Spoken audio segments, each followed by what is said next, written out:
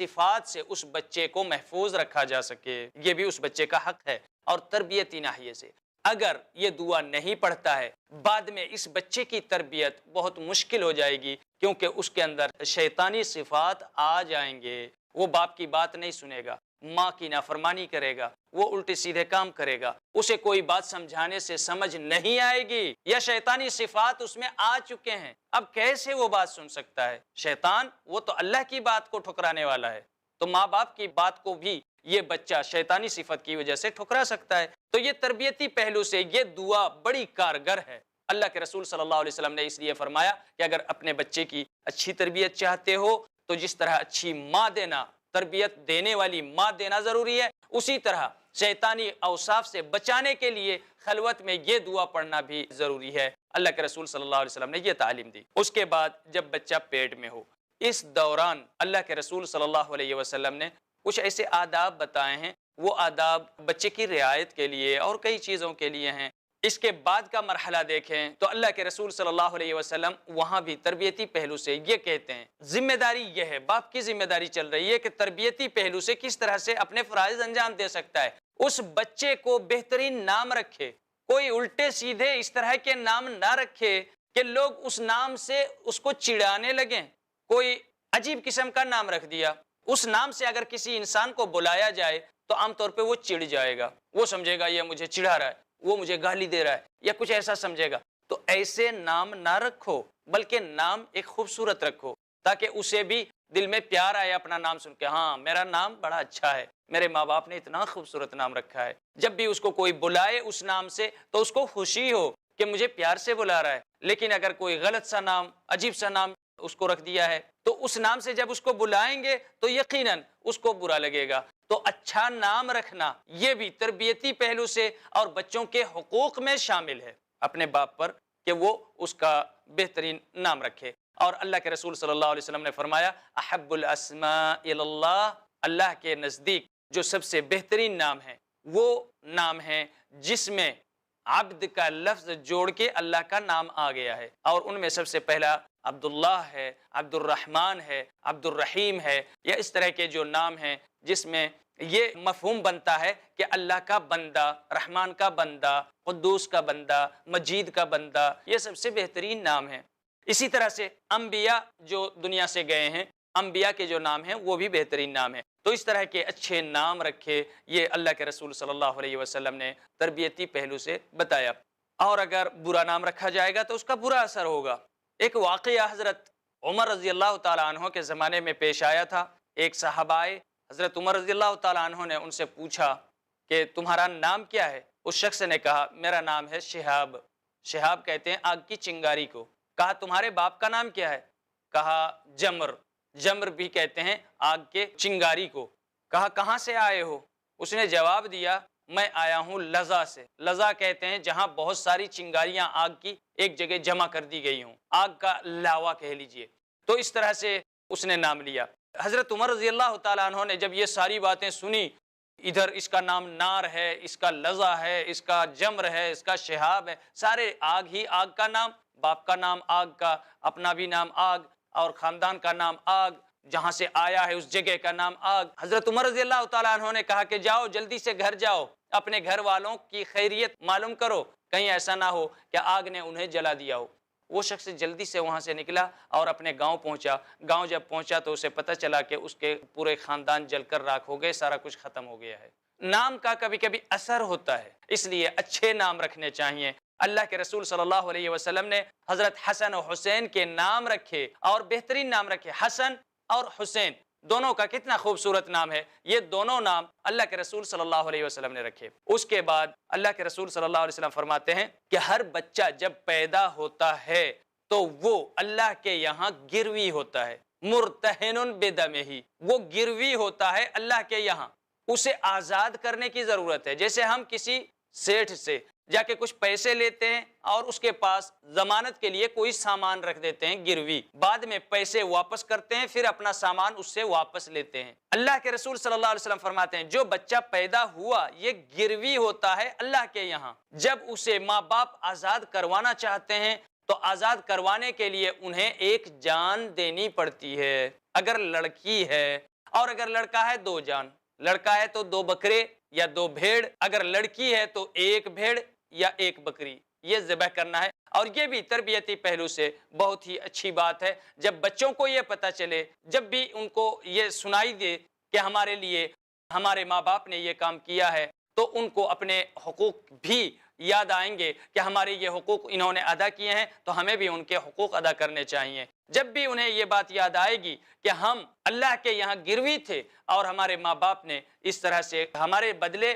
خون اور جان دے کے اللہ تعالیٰ سے آزاد کروایا ہے، عقیقہ کر کے، عقیقہ دے کے ہمیں آزاد کروایا ہے، تو یقیناً انہیں بھی اپنے حقوق کی پرواہ ہوگی اور وہ بھی ماں باپ کے حقوق ادا کرنے کا سوچیں گے۔ وقت ہو گیا ہے ایک بریک کا، ملتے ہیں انشاءاللہ بریک کے بعد۔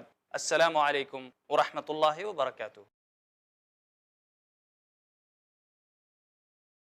ناظرین اکرام، بریک کے بعد آپ کا استقبال ہے۔ ہم بات کر رہے تھے اس بچے کے نفسیات کے بارے میں جب ہم پیدا ہونے کے بعد عقیقہ بچہ ہو تو 2 جان، 2 بکرا یا 2 بھیڑ ہم ذبح کرتے ہیں، اسے عقیقہ کہا جاتا ہے، بچے کو آزاد کرنا، 2 جان بچے کی طرف سے، اور اگر لڑکی ہے تو 1 جان۔ یہ بات جب بعد میں بچوں کو پتہ چلے گی کہ ہمارے ماں باپ نے جو کہ ہم گروی تھے اللہ کے یہاں، ہمیں آزاد کرنے کے لیے انہوں نے 2 جانیں دی ہیں، 2 بکرے ذبح کیے ہیں، تو یقیناً انہیں یہ احساس ہوگا کہ ہمارے ماں باپ نے ہمارے حقوق کی ادائیگی کی ہے، ہمارے لیے انہوں نے کچھ کیا ہے، تو ہمیں بھی ان کے لیے کچھ کرنا چاہیے۔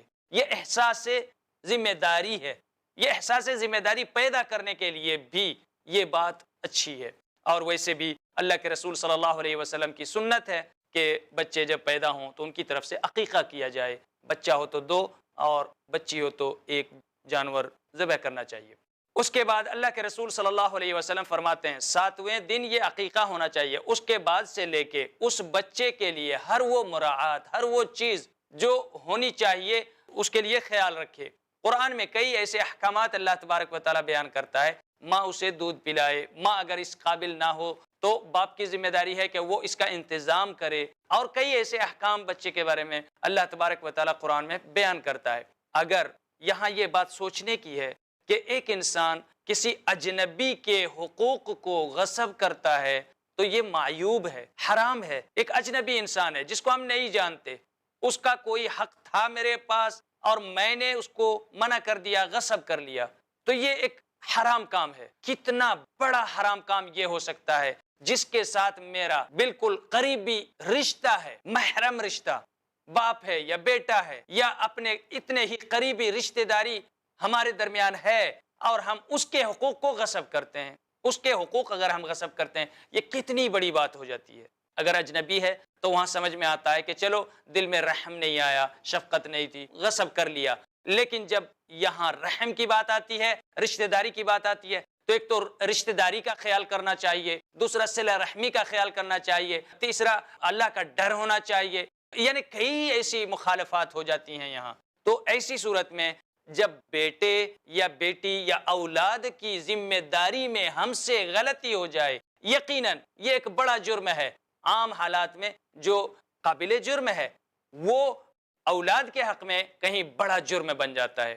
اس طرح سے جب ہم اپنے بچوں کے سامنے اس طرح کمزور پڑ جاتے ہیں اپنی ذمہ داریوں کی ادائیگی میں، اور بچے ہمیں دیکھتے ہیں کہ اس طرح کی کمزوریوں کو یہ اگنور کرتے ہیں، نظر انداز کرتے ہیں، اس طرح کی لاپرواہی میں، یعنی کوئی اس طرح کی بات نہیں ہے اور چل جاتا ہے، اگر ایسا محسوس کر لیں ہمارے بچے تو یقیناً یہی کمزوری ان بچوں میں بھی آئے گی، اور اس وقت وہ بھی لاپرواہ ہوں گے، وہ بھی ان کو ایسے ہی اگنور کریں گے، وہ اتنا بڑا مسئلہ ان کو نہیں مانیں گے، وہ سوچیں گے یہ تو ایسے ہی عادی معاملہ ہے۔ تو بچے سیکھتے ہیں والدین سے، جیسا کہ ہم نے یہ بات سنی ہے، والدین جو ہیں یہی سب سے پہلا مدرسہ ہیں بچوں کے لیے، اور بچوں کا کافی کچھ دخل جو ان کی ذہنیت کا، نفس کا، وہ ماں باپ سے ملتا ہے۔ ماں باپ سے ذہنیت، سوچ، فکر، تدبر، ان چیزوں کی کچھ وراثت ضرور ملتی ہے بچوں کو۔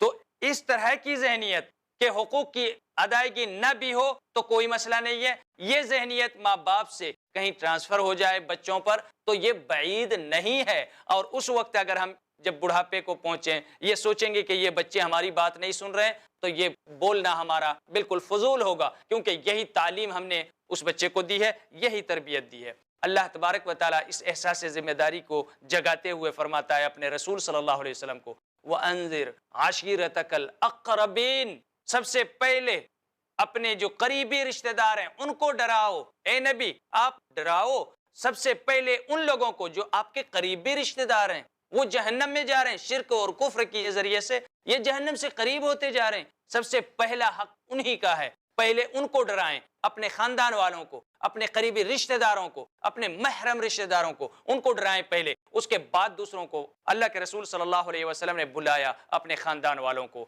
اے بنو ہاشم کے لوگوں، اے صفیہ بنت عبد المطلب، اے فاطمہ بنت محمد، اے فلاں کہہ کے سب کو وہاں جمع کیا اور جمع کر کے وہاں ڈرانا شروع کیا۔ اس میں آپ کی بیٹی تھی، آپ کا چچا، آپ کے کئی خاندان کے بالکل قریبی رشتہ دار تھے، ان کو بلا کر آپ صلی اللہ علیہ وسلم نے ان کو ڈرایا جہنم سے۔ کیوں؟ اس لیے کہ ان کا حق زیادہ تھا، اور اللہ نے اس آیت میں یہی کہا کہ جو تمہارے قریبی رشتہ دار ہیں ان کا حق پہلے ادا کرو، پہلے ان کو ڈراؤ۔ وَأَنذِرْ عَشِيرَتَكَ الْأَقْرَبِينَ، جو قریب سے قریب رشتہ دار ہے پہلے اس کو، پھر اس کے بعد والے کو، پھر اس کے بعد والے کو، پھر اس کے بعد والے کو۔ اس طرح سے دعوت پھیلنی چاہیے، نہ کہ اپنے گھر کو چھوڑ کر کہیں کسی اور جگہ سے جا کے دعوت کی شروعات کرو، بلکہ دعوت کی شروعات اپنے ہی گھر سے کرو۔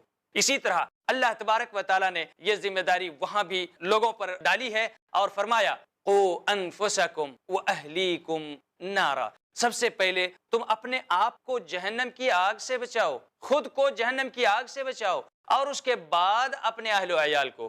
خود تو جہنم میں گرنے جا رہے ہو، گر رہے ہو، اور دوسروں کو نصیحتیں کرنے لگو، یہ کوئی بات نہیں ہوئی، بلکہ خود کو پہلے بچاؤ۔ قُوا أَنفُسَكُمْ، سب سے پہلے خود کو جہنم کی آگ سے بچاؤ، وَأَهْلِيكُمْ نَارًا، اور اس کے بعد اپنے اہل و عیال کو جہنم کی آگ سے بچاؤ۔ اللہ تبارک و تعالیٰ نے جہنم کی آگ سے بچانے کے لیے یہ ذمہ داری پہلے اپنے نفس کو بچانے کی ذمہ داری دی، اور پھر اس کے بعد اپنے اہل و عیال کو بچانے کی ذمہ داری دی۔ تو یہ ذمہ داریاں اللہ تبارک و تعالیٰ بار بار ہمارے اوپر ڈالتا ہے، ہمیں احساس دلاتا ہے، اور پھر ہمیں آگے بڑھنے کے حوصلے دیتا ہے، ہم سے یہ کام لینا چاہتا ہے۔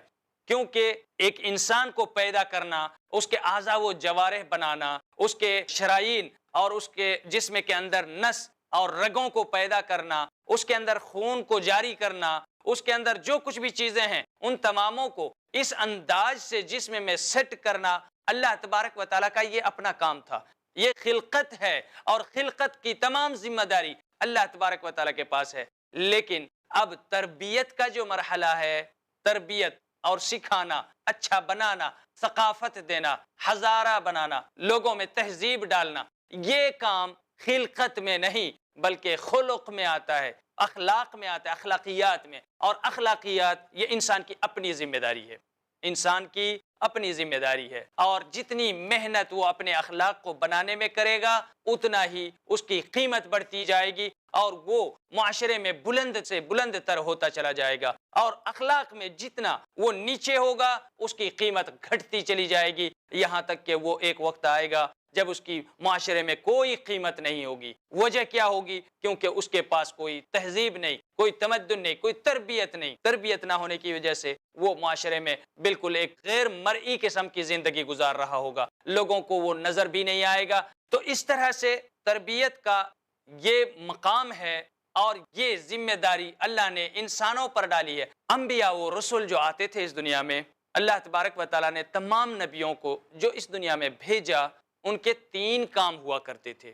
نمبر 1، جو اللہ کی کتاب ان کو ملتی تھی اس کی تعلیم دینا، اور نمبر 2، اس کتاب پر خود عمل کر کے اپنی سیرت اور حکمت کی باتیں لوگوں میں چھوڑ کے جانا۔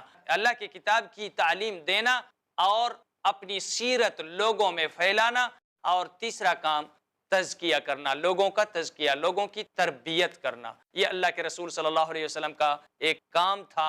وَيُعَلِّمُهُمُ الْكِتَابَ وَالْحِكْمَةَ وَيُزَكِّيهِمْ، قرآن کی تعلیم دیتے اور اپنی حکمت اور تفسیر کی باتیں قرآن کی جہاں لوگوں کو سمجھ میں نہ آتی اپنے سے عمل کر کے لوگوں کو دکھاتے، اپنی سنتیں لوگوں تک پہنچاتے، اور پھر وَيُزَكِّيهِمْ اور ان کا تزکیہ کرتے. تزکیہ کس طرح کہ لوگوں میں جیسے ہی کوئی ایسی بات دیکھی فوراً ان کی تربیت کی, ان کو سدھارا, ان کو سکھایا, ان کو بتایا, ان کو روکا ٹوکا. ایسا نہیں کہ جو غلط کر رہا ہے کرنے دو, جو جیسا کر رہا ہے کرنے دو, ایسا نہیں, بلکہ ان کی تربیت کی اللہ کے رسول صلی اللہ علیہ وسلم نے. کبھی کسی کا نام دیکھا غلط ہے تو وہاں ان کا نام بدل دیا.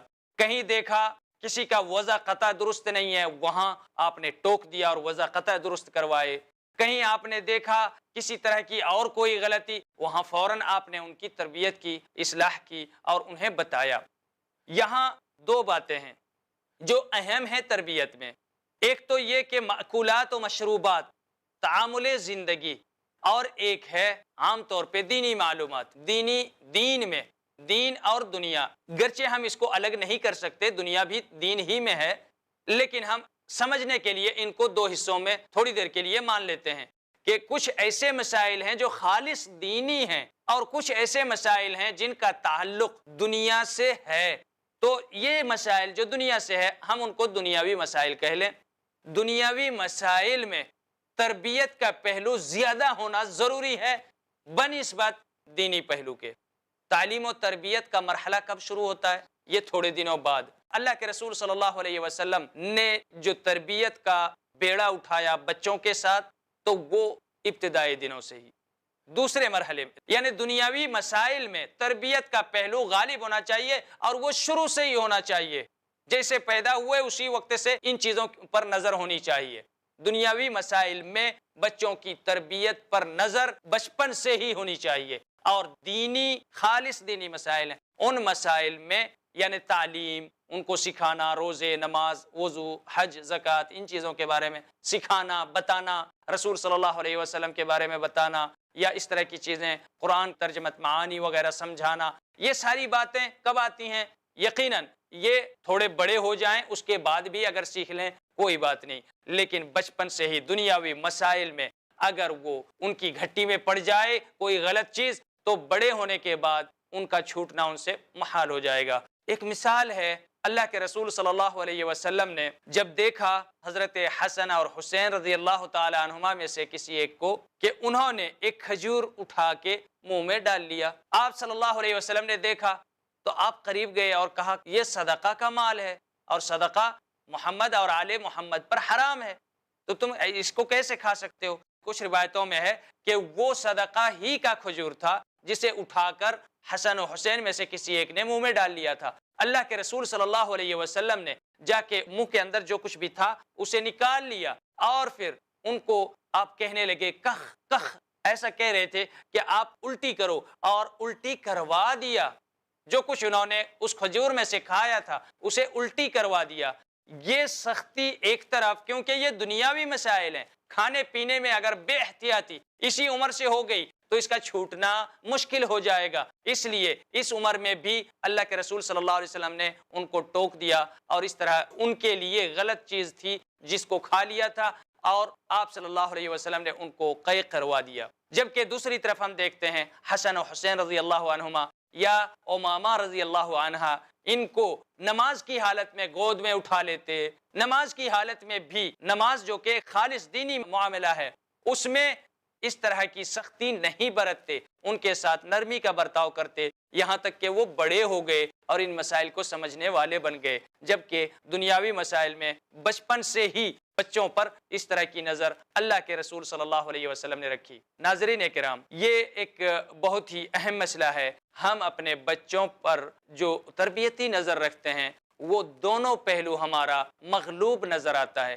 دین کے پہلو میں بھی ہم بڑے ڈھیلے نظر آتے ہیں اور دنیاوی مسائل کے معاملے میں بھی بچوں کے ساتھ ہم ایسا معاملہ کرتے ہیں کہ انہیں غلطیوں تک تنبیہ نہیں کرتے. تو یہ امتیاز ہونا چاہیے جو اللہ کے رسول صلی اللہ علیہ وسلم کے زمانے میں تھا اور آپ نے عملی طور پر دکھایا ہے.